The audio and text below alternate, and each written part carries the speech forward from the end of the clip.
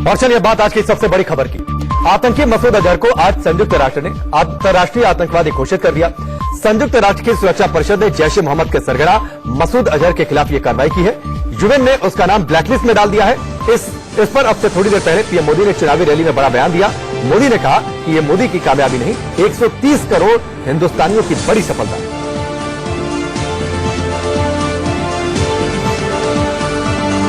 तो भारत की लंबी कोशिशों के बाद आज सफलता मिली जब चीन ने अपना टेक्निकल होल्ड हटा लिया। आपसे थोड़ी देर पहले यह बड़ी खबर सामने आ गई कि मसूद अजहर को अब अंतर्राष्ट्रीय आतंकवादी घोषित कर दिया गया है। आपसे थोड़ी देर पहले प्रधानमंत्री मोदी जयपुर में थे, वहां पर उन्होंने बड़ा बयान दिया और उन्होंने कहा कि ये 130 करोड़ हिंदुस्तानियों की बड़ी सफलता है। आतंकवाद पर हमारी नीति हमेशा से जीरो टॉलरेंस की रही। आखिरकार विश्व में सहमति बनी, यह संतोष का विषय है। देर आए दुरुस्त आए। आतंकवाद के खिलाफ संघर्ष में और आतंकवाद को जड़ से उखाड़ने के लिए लंबे समय से भारत जो प्रयास कर रहा था, ये उसकी बहुत बड़ी सफलता है। आतंकी मसूद अजहर को आज संयुक्त राष्ट्र ने अंतर्राष्ट्रीय आतंकी घोषित कर दिया। संयुक्त राष्ट्र की सुरक्षा परिषद ने जैश ए मोहम्मद के सरगना मसूद अजहर के खिलाफ यह कार्रवाई की है। यूएन ने उसका नाम ब्लैकलिस्ट में डाल दिया है।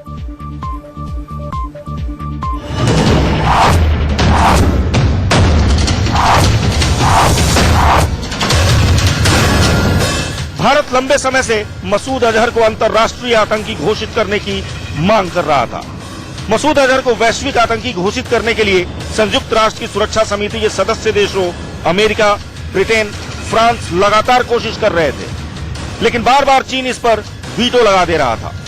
करीब 10 सालों में चीन 4 बार वीटो लगा चुका था, लेकिन 5वीं बार मसूद अजहर को वैश्विक आतंकी घोषित करने के प्रस्ताव पर वो राजी हो गया। बुधवार शाम संयुक्त राष्ट्र में भारत का प्रतिनिधित्व करने वाले राजदूत सैयद अकबरुद्दीन ने इसकी जानकारी ट्विटर पर दी। उन्होंने कहा, मसूद अजहर को वैश्विक आतंकी घोषित कर दिया गया है। सहयोग के लिए सभी का धन्यवाद। The chairperson of the UN Sanctions Committee, the permanent representative of Indonesia, has informed us that Masood Azhar stands designated as an individual who has been promoting terrorism globally. This is for us a significant outcome because we have been at it for several years. France सुरक्षा परिषद के फैसले का स्वागत करता है। France कई सालों से अजहर को ग्लोबल टेररिस्ट घोषित करवाने में जुटा था, जो फरवरी में हुए पुलवामा हमले का भी जिम्मेदार है। फ्रांस सरकार ने मसूद पर 15 मार्च को ही प्रतिबंध लगा दिया था। फ्रांस की कोशिशों पर आज सुरक्षा परिषद ने भी मुहर लगा दी। मसूद अजहर पर कार्रवाई होने के बाद बीजेपी ने कहा, यह आतंक के खिलाफ पीएम मोदी की बड़ी जीत है। ट्विटर पर बीजेपी ने लिखा, भारत को मिली आतंकवाद के खिलाफ ऐतिहासिक सफलता। संयुक्त राष्ट्र सुरक्षा परिषद में पुलवामा आतंकी हमले का दोषी मसूद अजहर अंतर्राष्ट्रीय आतंकी घोषित। मोदी है तो मुमकिन है। आपको बता दें, जैश ए मोहम्मद ने 14 फरवरी को पुलवामा में आतंकी हमला किया था। इसके बाद से ही भारत लगातार मसूद को वैश्विक आतंकी घोषित कराने की कोशिश कर रहा था। अब 75 दिन के बाद हिंदुस्तान को बड़ी कामयाबी मिली है। आतंकी मसूद अजहर पर अब यूएन ने प्रतिबंध लगा दिया है। अब अंतर्राष्ट्रीय आतंकी घोषित कर दिया है। लखनऊ से कुछ तस्वीरें आ रही हैं। सबसे पहले आप उन तस्वीरों को देखिए। वहां पर लोग जश्न मना रहे हैं इस बड़ी कामयाबी पर। ये तस्वीरें देखिए, दिवाली जैसा ये पूरा नजारा। आतिशबाजी कर आतंकी मसूद अजहर पर इतनी बड़ी कामयाबी के बाद, भारत की इतनी बड़ी कामयाबी के बाद जश्न। आतंकी मसूद अजहर पर आज यूएन ने बैन लगा दिया है, अंतर्राष्ट्रीय आतंकी घोषित कर दिया है। अब यूएन के प्रतिबंधों के मुताबिक, यूएन के नियमों के मुताबिक पाकिस्तान भी अब मजबूर हो जाएगा कि वो जैश ए मोहम्मद और साथ ही आतंकी मसूद अजहर पर कार्रवाई करे। इससे पहले भारत को बड़ी सफलता तब मिली जब चीन के पीछे हटने के बाद मसूद अजहर को आतंकी घोषित कर दिया गया और उसके बाद पाकिस्तान ने भी कह दिया कि यूएन के नियमों के हिसाब से अब कार्रवाई होगी। आतंकी मसूद अजहर पर यूएन की कार्रवाई के बाद केंद्रीय मंत्री जितेंद्र सिंह ने कहा कि मोदी सरकार की बड़ी जीत है। जितेंद्र सिंह से एक्सक्लूसिव बातचीत की है हमारे सीनियर एडिटर राकेश सिंह ने। सुनिए। यूएन ने जैश के मुखिया मौलाना मसूद अजहर को ग्लोबल टेररिस्ट घोषित किया। इस मुद्दे पर बातचीत करने के लिए हमारे साथ पीएमओ राज्य मंत्री डॉक्टर जितेंद्र सिंह हैं। डॉक्टर साहब, क्या कहेंगे? निश्चय बहुत बड़ी उपलब्धि है, अंतर्राष्ट्रीय स्तर पर भी डिप्लोमेटिक विक्ट्री भी, और साथ ही साथ मोदी सरकार के लिए और विशेषकर प्रधानमंत्री श्री नरेंद्र मोदी जी की जो पर्सनल आउटरीच रही है फॉरेन पॉलिसी को लेकर के, उसको भी, और साथ ही साथ जिस प्रकार से एक निर्णायक और निरंतर फर्मनेस और कंसिस्टेंसी के साथ आतंक के खिलाफ मोदी सरकार की नीति रही है, सीमा के भीतर भी सीमा के पार भी, उसका ये एक नतीजा है। देश और विदेश में और विश्व के वो राष्ट्र जो पहले भारत के दृष्टिकोण को स्वीकार नहीं करते थे आतंक के खिलाफ या पाकिस्तान को लेकर के, वो आज इस कदर मजबूर हैं कि उन्हें स्वीकार करना पड़ रहा है। और इस प्रकार पाकिस्तान पर दबाव है, क्योंकि पाकिस्तान को भी एहसास होने लगा है कि वो दिन जाते रहे जो 2 स्टेप्स फॉरवर्ड और 1 स्टेप बैकवर्ड की यूपीए की नीति थी। अब जिस प्रकार से उन्होंने देखा कि पुलवामा के हमले के कुछ ही दिनों के बाद निर्णायक कार्रवाई भारत की ओर से होती है, हमारे एक पायलट को हिरासत में ले लिया जाता है, तो उसको दो दिन के भीतर उसको वापस लाने का एक सफलतापूर्वक प्रयास होता है। और साथ ही साथ अंतर्राष्ट्रीय स्तर पर जिस प्रकार से व्यक्तिगत संपर्क प्रधानमंत्री श्री नरेंद्र मोदी बनाने में सफल रहे हैं विश्व के भिन्न भिन्न नेताओं के साथ, जिसमें चीन के नेता भी शामिल हैं, उसका ये सुखद परिणाम है। मुझे लगता है स्वतंत्र भारत के इतिहास में अंतर्राष्ट्रीय स्तर पर इतनी बड़ी उपलब्धि नहीं रही।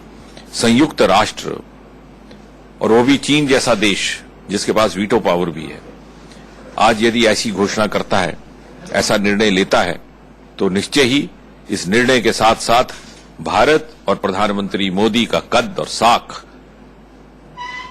यकायक बहुत ऊंचा चला जाता है। अगर देश की जनता, जैसे भारतीय जनता पार्टी की अन्य उपलब्धियां रही हैं, सफलताएं रही हैं, सुरक्षा और राष्ट्रवाद को लेकर के जैसे नॉन कॉम्प्रोमाइजिंग, बिना समझौते की नीति रही है, उस बात को अगर देश की जनता समझती है, प्रशंसा करती है, तो निश्चय ही भारतीय जनता पार्टी इससे अपने आप को प्रोत्साहित भी महसूस करती है और गर्व भी महसूस करती है, क्योंकि ये सरकार मोदी जी के नेतृत्व में पूरी तरह समर्पित है देश की सुरक्षा और उसकी अखंडता के लिए हर प्रकार की संभव कार्रवाई करने के लिए। कैमरामैन अश्विनी के साथ राकेश कुमार सिंह, इंडिया न्यूज, दिल्ली। मसूद अजहर पर यूएन के बैन पर एक्सपर्ट्स ने भी खुशी जाहिर की है। जानकार कहते हैं कि भारत ने अभी आधी लड़ाई जीती है, पाकिस्तान नहीं सुधरेगा तो उससे भी आतंकी राष्ट्र घोषित किया जाएगा। वो इस दिशा में आहिस्ता आहिस्ता जा रहा था, इशारा दिया था, इशारा किया था, लेकिन वो अंतर्राष्ट्रीय क्षेत्र में वो आइसोलेटेड हो, यानी कोई उसका साथ नहीं देने वाले हो, ये बहुत वो उनके लिए धब्बा है आज एक प्रकार का ग्रेट पावर स्टेटस के लिए। तो ये इसका काफी कारण है। अमेरिकन लेटेस्ट प्रेशर जो था, काफी कड़ी भाषा उन्होंने उपयोग किया, और वो उसके बाद उनके साथ वो डील होने वाला है बहुत जल्दी वॉशिंगटन में ट्रेड के मामले में। तो ये 3-4 बातें हैं इसके बीच हुआ। फ्रांस का भी स्टेटमेंट बहुत काफी कड़ा था आज, फ्रांस का स्टेटमेंट कि इतने मुश्किलातों के बाद आज उसको यूनाइटेड नेशन सिक्योरिटी काउंसिल ने टेररिस्ट डिक्लेयर किया है। ये एक चुनौती अब पाकिस्तान के लिए है, क्योंकि अब पाकिस्तान सारी दुनिया के अंदर एक्सपोज हो गया है कि वो ऐसे टेररिस्ट को पनाह देता है, ऐसे टेररिस्ट को अपने पास रखा हुआ है और ऐसे टेररिस्ट को ट्रेनिंग कैंप्स वगैरह में ट्रेन करता है। और अब पाकिस्तान को अब ये देखना है कि अगर वो ये ट्रेनिंग कैंप्स नहीं बंद करता, वो इन जो टेररिस्ट हैं उनकी ट्रेनिंग नहीं बंद करता, उनको पनाह देना नहीं बंद करता, तो जल्द ही पाकिस्तान भी एक टेररिस्ट स्टेट घोषित किया जाएगा। मसूद अजहर को अंतर्राष्ट्रीय आतंकी घोषित करने की कई बार इससे पहले भी कोशिश की गई है, लेकिन चीन हर बार अपनी चालबाजियों से उसे बचा लेता था। लेकिन इस बार चीन ने अपनी गलती सुधार ली। चीन ने कल ही कहा था कि मसूद अजहर के मसले पर उचित समाधान निकाला जाएगा।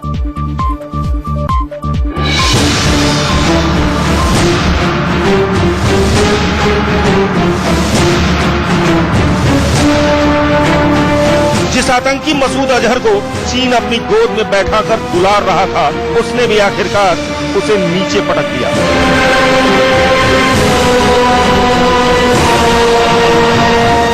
बार बार मसूद पर बैन के प्रस्ताव को वीटो करने वाले चीन ने इस बार अपनी गलती सुधार ली। वैसे भी पूरी दुनिया आतंकवाद के खिलाफ भारत के साथ खड़ी है। ऐसे में चीन भला कब तक एक शैतान को बचाता रहता। पूरी दुनिया पाकिस्तान का असली चेहरा पहचान चुकी है। दुनिया ये भी जान चुकी है कि कैसे पाकिस्तान आतंकियों की फैक्ट्री बन चुका है। आतंकियों को पालने वाला ये मुल्क पूरी दुनिया के लिए सिरदर्द बन गया है। नापाक सरजमी पर न सिर्फ आतंकियों के ट्रेनिंग कैंप चलते हैं, बल्कि खुद सेना और सरकार भी आतंकियों की मददगार है। इसलिए चीन ने इस बार पाकिस्तान का साथ न देना ही बेहतर समझा। लेकिन ड्रैगन ने कई बार अपना असली चेहरा दिखाया था। सबसे पहले 2009 में भारत ने मसूद अजहर को ग्लोबल आतंकी घोषित करने के लिए यूएनएससी में प्रस्ताव रखा था, लेकिन चीन के अड़ंगे की वजह से प्रस्ताव पास नहीं हो सका। इसके बाद 2016 में भारत ने अमेरिका, ब्रिटेन और फ्रांस के साथ मिलकर संयुक्त राष्ट्र की 1267 प्रतिबंध परिषद के समक्ष दूसरी बार प्रस्ताव रखा, लेकिन ड्रैगन ने फिर एक बार धोखा दे दिया। अमेरिका, ब्रिटेन और फ्रांस के समर्थन के साथ भारत ने 2017 में तीसरी बार मसूद के खिलाफ प्रस्ताव पेश किया, लेकिन इन सभी मौकों पर चीन ने वीटो का इस्तेमाल कर ऐसा होने से रोक दिया था। पुलवामा हमले के बाद इसी साल मार्च में अमेरिका, ब्रिटेन और फ्रांस की ओर से अजहर पर प्रतिबंध लगाने के लिए प्रस्ताव पेश किया गया, लेकिन ड्रैगन ने ये कहते हुए प्रस्ताव पर वीटो कर दिया कि मसूद के खिलाफ सबूत नाकाफी है। पिछले 10 मसूद के खिलाफ सबूत नाकाफी है। पिछले 10 सालों में मसूद अजहर को वैश्विक आतंकी घोषित करने के लिए ये 5वां मौका था, लेकिन इस बार चीन ने पाकिस्तान को झटका दे दिया। चीन ने प्रस्ताव का विरोध नहीं किया।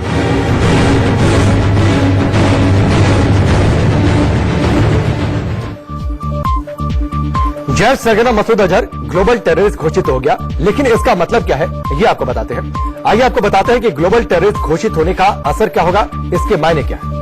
मसूद अजहर और उसके संगठन के बैंक अकाउंट अब सीज हो जाएंगे। पहला सबसे बड़ा असर, मसूद अजहर यूएन के सदस्य देशों की यात्रा भी नहीं कर पाएगा। ये दूसरा बड़ा असर होगा। इस फैसले के बाद मसूद अजहर और उसके आतंकी संगठन की संपत्तियां जब्त कर ली जाएंगी पूरे विश्व में। इसके अलावा मसूद अजहर और उसके संगठन को विदेशी मदद अब नहीं मिल पाएगी। और सबसे बड़ी बात यह भी है कि अब पाकिस्तान खुलेआम आतंकी मसूद अजहर को बचा नहीं पाएगा।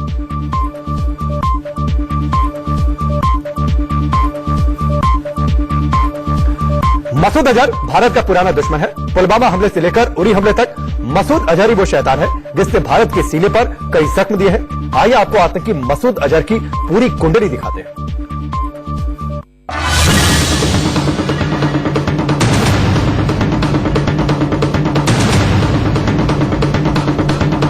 मसूद अजहर भारत का पुराना दुश्मन है। मसूद अजहर ही वो शैतान है जिसने भारत के सीने पर कई जख्म दिए।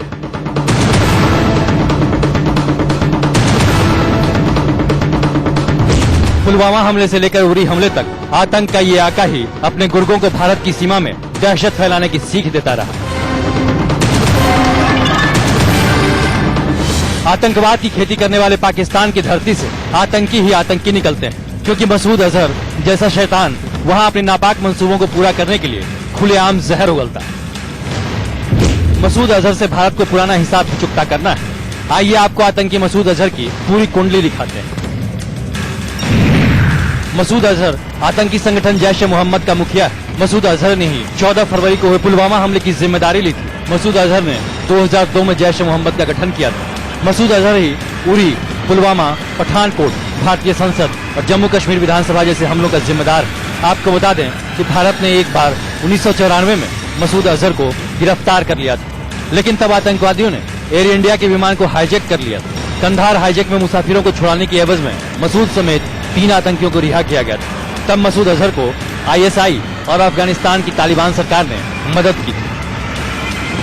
भारत की जेल से छूटने के बाद मौलाना मसूद अजहर ने फरवरी 2000 में जैश ए मोहम्मद नाम के आतंकी संगठन की नींव रखी, जिसका मकसद था भारत में आतंकी घटनाओं को अंजाम देना।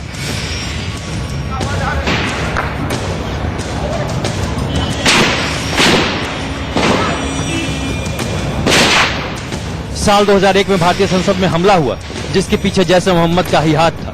भारत ने सख्त रुख अख्तियार किया तो पाकिस्तान में उसे गिरफ्तार कर लिया गया, लेकिन सबूतों के अभाव में लाहौर हाईकोर्ट ने उसे छोड़ने के आदेश दिए।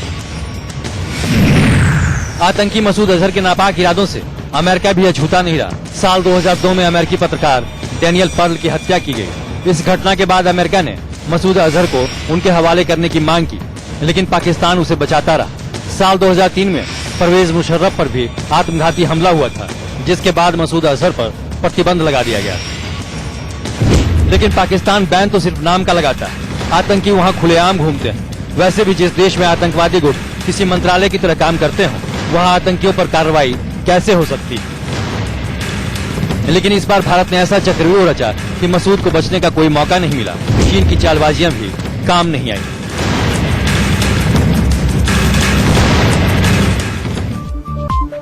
चलिए आगे बढ़ते हैं, बात करते हैं सियासत की। चुनावी मौसम में आज प्रधानमंत्री मोदी राम की नगरी अयोध्या पहुंचे और राम नाम के जयकारे लगाए, लेकिन वो ना ही राम मंदिर पर बोले और ना ही रामलला के दर्शन करने गए। प्रभु राम जी की धरती से जय श्री राम, जय जय श्री राम, जय जय श्री राम। भारत माता की, भारत माता की, भारत माता की। प्रभु राम जी की धरती से जय श्री राम, जय जय श्री राम, जय जय श्री राम। भारत माता की। चुनावी समर में अयोध्या से 35 किलोमीटर दूर अंबेडकर नगर में पीएम मोदी ने कुछ इस तरह प्रभु राम का जयकारा लगाया। राम नाम के जयकारे तो लगाए, लेकिन राम मंदिर पर सीधे सीधे कुछ नहीं बोला और न ही रामलला के दर्शन किए। हाँ, इस दौरान विरोधियों पर जरूर पीएम मोदी ने हमला बोला। पीएम मोदी ने गठबंधन पर निशाना साधते हुए कहा कि आपकी भीड़ देखकर एसपी बीएसपी का बीपी बढ़ जाता है। आपका इतना प्यार, मैं आपको नमन करता हूं भाइयों। लेकिन मुझे बोलने तो दीजिए। आप इतना प्यार दिखाते हैं और उधर सपा बसपा वालों का बीपी बढ़ जाता है जी, और फिर चिल्लाएंगे कि मोदी का डॉक्टर नहीं आया। पीएम मोदी ने कहा है कि 2014 से पहले देश में श्रीलंका जैसी स्थिति थी, लेकिन बीते 5 सालों में ऐसे धमाकों की खबरें आनी बंद हो गईं। पीएम ने कहा है कि आतंकवादी देश में कमजोर सरकार बनाना चाहते हैं। साथ ही पीएम मोदी ने कांग्रेस पर निशाना साधते हुए कहा है कि कुछ विदेशी लोग हैं जो देश की परंपराओं को नुकसान पहुंचा रहे हैं। अभी हाल में हमने देखा है श्रीलंका में क्या हुआ। कुछ यही स्थिति 2014 से पहले भारत में भी थी। अयोध्या में, फैजाबाद में कैसे कैसे बम धमाके हुए, क्या हम इसे भूल सकते हैं क्या? वो दिन हम कैसे भूल सकते हैं जब देश में आए दिन कहीं न कहीं आतंकी हमला होता था। भाई और बहनों, बीते 5 वर्ष में इस तरह के धमाकों की खबर आनी बंद हो गई है, लेकिन इसका अर्थ ये नहीं है कि आतंकी खत्म हो गए हैं। आतंकी फैक्ट्रियां तो हमारे पड़ोस में अभी भी चल रही है, और वहां तो एक ही उद्योग है, आतंक को एक्सपोर्ट करना, आतंकवादियों को एक्सपोर्ट करना। हमारे पड़ोस में यही कारोबार चलता है। ये आतंकी देश में एक कमजोर सरकार के इंतजार में है। साथ ही पीएम मोदी ने कांग्रेस पर निशाना साधते हुए कहा है कि कुछ विदेशी लोग हैं जो देश की परंपराओं को नुकसान पहुंचा रहे हैं। हमारे देश की आत्मा हमारी संस्कृति में, हमारे दर्शन में, हमारी आस्था में, हमारे आध्यात्म में बसती है। हमारी समृद्ध सांस्कृतिक धरोहर को विदेशी मानसिकता और तुष्टीकरण का खेल खेलने वालों ने खतरे में डाल दिया था। साथियों, ये भाजपा और एनडीए की सरकार है जिसने भारत के इस मूल को न सिर्फ संरक्षित किया बल्कि पूरी दुनिया में प्रसारित किया। यूपी के सीएम योगी आदित्यनाथ ने भी रैली को संबोधित किया। उन्होंने कहा कि यहाँ आस्था का सम्मान होना चाहिए और भारत के दुश्मन झुकने चाहिए। योगी ने यह भी कहा कि पीएम जब भाषण देते हैं तो इमरान खान को पसीना आ जाता है। बीजेपी ने पीएम मोदी की अयोध्या यात्रा के जरिए यही संदेश देने की कोशिश की है कि राम मंदिर उनके लिए अभी भी बड़ा मुद्दा है। नहला पैदला में यहाँ पर रुकेंगे एक छोटे से ब्रेक के लिए, बहुत जल्द वापस लौटते हैं। ब्रेक के बाद चलिए नहला पैदला में आगे बढ़ते हैं। महाराष्ट्र से आज बड़ी खबर आई। महाराष्ट्र के गढ़चिरौली में आज नक्सलियों ने बड़ा आईईडी ब्लास्ट किया जिसमें 15 कमांडो शहीद हो गए। इस हमले में गाड़ी का ड्राइवर भी मारा गया। पिछले 2 सालों में महाराष्ट्र में नक्सलियों का यह सबसे बड़ा हमला माना जा रहा है।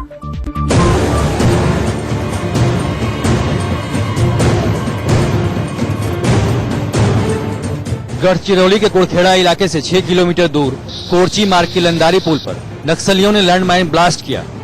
पुलिस के जवानों से भरी एक गाड़ी ब्लास्ट की चपेट में आ गई।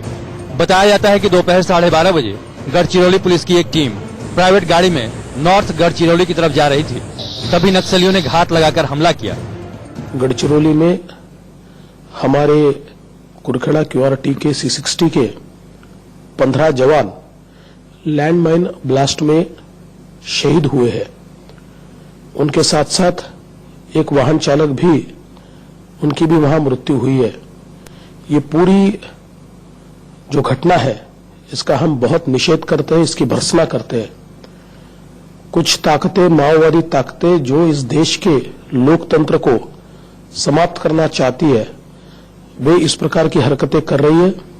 पिछले कुछ सालों में हमारे पुलिस ने इन ताकतों के खिलाफ बहुत कड़ी कार्रवाई की है और मैं ऐसा मानता हूं कि आज की घटना से भले ही हमें दुख हुआ हो, लेकिन हमारी पुलिस का मनोबल इससे कतई कम नहीं होगा।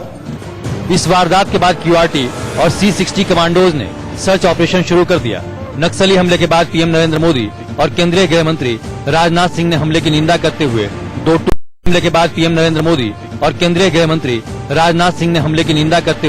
दो टूक कहा कि इसके लिए जिम्मेदार लोगों को बख्शा नहीं जाएगा।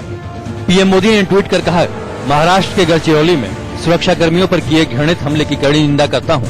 मैं सभी जवानों को नमन करता हूं, उनका ये बलिदान भुलाया नहीं जाएगा। गृह मंत्री राजनाथ सिंह ने ट्वीट किया, गढ़चिरौली में महाराष्ट्र पुलिस कर्मियों पर हमला कायरता और हताशापूर्ण कार्य। हमें अपने जवानों की वीरता पर बेहद गर्व है। राष्ट्र की सेवा करते हुए उनका सर्वोच्च बलिदान व्यर्थ नहीं जाएगा। गढ़चिरौली में नक्सली साजिश की शुरुआत बुधवार तड़के 1 बजे हुई।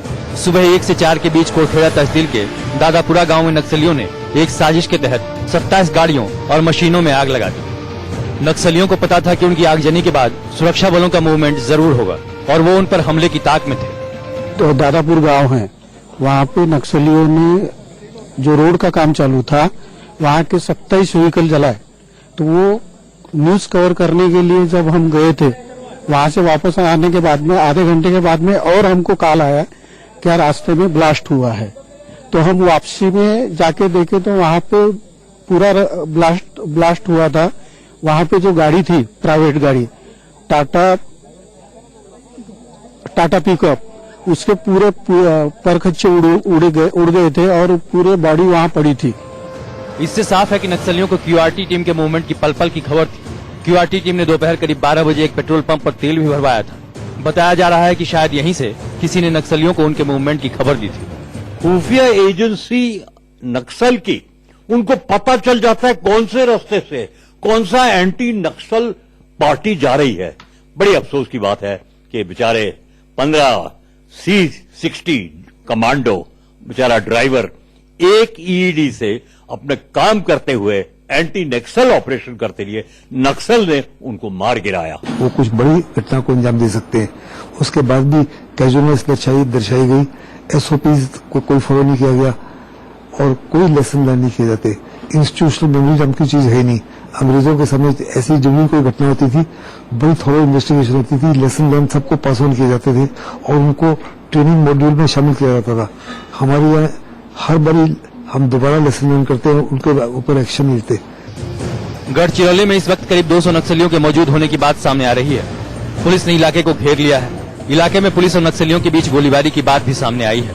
ये पिछले 1 महीने में सुरक्षा बलों को निशाना बनाकर किया दूसरा बड़ा नक्सली हमला है। 3 हफ्ते पहले 11 अप्रैल को गढ़चिरौली में एक पोलिंग बूथ के पास नक्सलियों ने आईईडी धमाका किया था। हालांकि उस धमाके में कोई हताहत नहीं हुआ था।